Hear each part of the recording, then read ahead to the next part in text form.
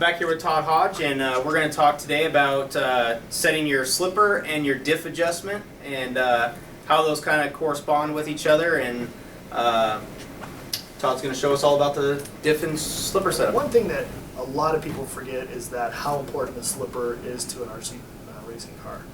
The slipper can be your friend or it can be your foe. If you run your slippers too tight, you can really limit the amount of traction your car has.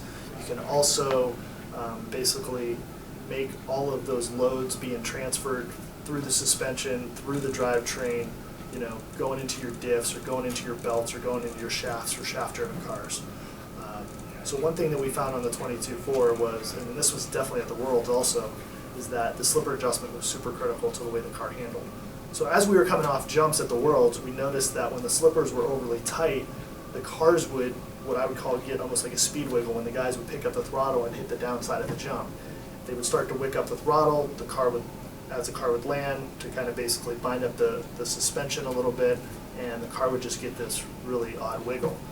So came in, backed off the slippers a little bit, and all of a sudden the guys could come on power, land the jump, and the car would just absorb the energy from landing the jump, and it would get dissipated through the slipper. So today I'm going to tell you a little bit about how to adjust the slipper on your 22.4 because it is very important. So last week at the Reedy race, slipper adjustments were equally as important. But the guys using full-time four-wheel drive, having the slipper set right was basically allowing our diffs to last forever and also improving the wear on the drivetrain. Now I don't care which car you have, whether it's a TLR or any other car in the market, having that slipper adjusted is vitally important. So today I'm going to show you how we adjust the actual slipper on the 22.4. So I have my car here, it's turned on.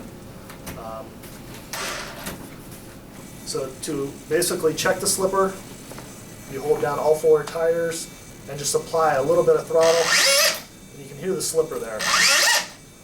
That's a slipper that's properly. So right now, basically, where we have the slipper set is to where the nut is actually flush with the end of the set screw here. That's pretty much a good starting point for your slipper adjustment.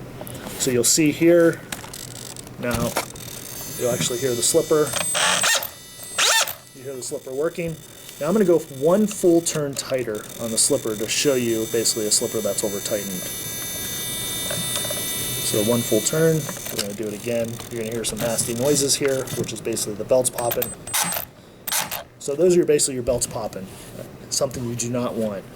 So again, you can basically just bottom out the spring to lock down the slipper, but ideally we don't want to do that. We're going to back it off one full turn, which basically puts this nut flush with the end of the set screw on the slipper shaft, and we're good. Another thing I'd like to tell you guys about is just the amount of power you're actually putting through the system and making sure when you're setting the slipper you're not doing it too much. So if we sat here and basically just held this wide open for the next, say, 30 seconds, we're obviously going to start creating a bunch of heat and may create some terminal problems inside the drivetrain. So when you do that, all you want to do is just do a quick little check, a little quick blip of the throttle to check your slipper, make sure it's good. Right there, how you heard it sound is an ideal setting for most tracks. Now if you're on lower grip tracks, you could probably get away with even a looser slipper setting. I would probably back it off another half a turn to try that. Everybody's driving style is different, but just make sure that your slipper is slipping and it is working so you don't create any diff problems or belt problems. All right, now I'm going to talk about the differential settings on a vehicle. As you all know, differential tightness can drastically change the way your car's handling. On a four-wheel drive car, you obviously have two sets of differentials. You have the front differential and the rear differential. Now you can really change the way the car handles depending on how tight the front diff is or the rear diff is or how loose the front is versus the rear. Ideally, I tend to always run the diffs a little bit tighter in the front where the rear diff's a little looser. Some guys might like a little bit of a looser front diff to get a little bit more turn in. The challenge with that is though you'll lack a little on power steering, so it's something you want to keep in mind. As far as the rear diff, again I like to run mine slightly a little bit looser in the rear than the front. It just helps the car rotate coming on power and through the turn. Now, if you would like to actually gain a little bit more rear grip, overall rear grip, you can tighten the rear diff.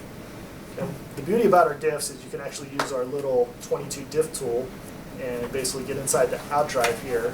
And we'll get a close-up here in that in a minute. And just slide it in there.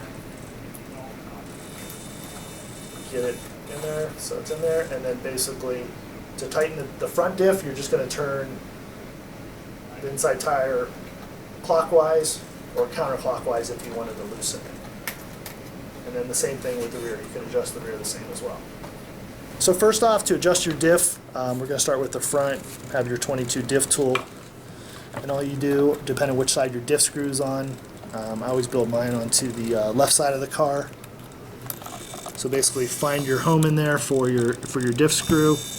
You'll feel it lock into place.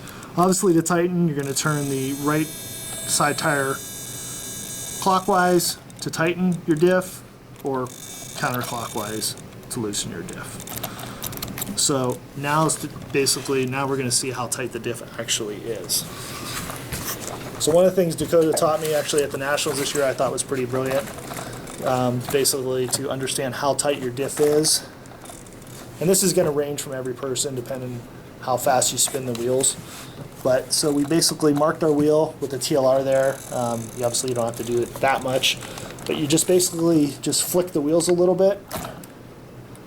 That looks like it rotated about, let's do that again, let's see how far.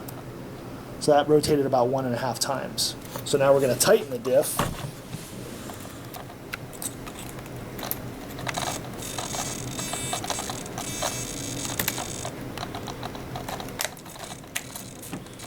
Our diff is considerably tighter than about a quarter turn.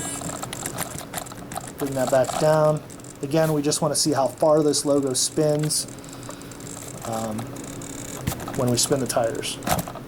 So there, it went almost about a half a turn. So you can considerably see and kind of get a feel for where your diff settings are. So say your buddy's car is really dialed, you want to go see where his diff settings are. You can easily just take his car, make a reference mark, and just do a quick spin of the front diff. Obviously taking both tires, spinning them opposite of each other to see the diff tension. And so that setting pretty much, I mean, as far as checking that, it goes the same for the rear. So here we have the rear marked. So it's marked right there. So we'll spin that. So that had about almost a full rotation. We'll do it again just to double check. So call it 1 1/4 rotations. Like I said earlier in the video, I like to run the front diff a little tighter than the rear diff. Smooths the steering out going into the turn. It gives you a little bit more on power steering. So that's pretty much how you adjust your diffs on the 22.4. It's something you definitely want to pay attention to. And also another little trick way that Dakota showed me how to actually check your diff tension. So there you have it. Setting the diff and the slipper on the 22.4. And thanks, Todd, for coming by. Thanks for having me. And the next video, we're going to talk about the clicker and full-time four-wheel drive adjustability on the 22.4, and how that can help you with your racing. See you next time. Hey, I got to get to the track. Oh, you do?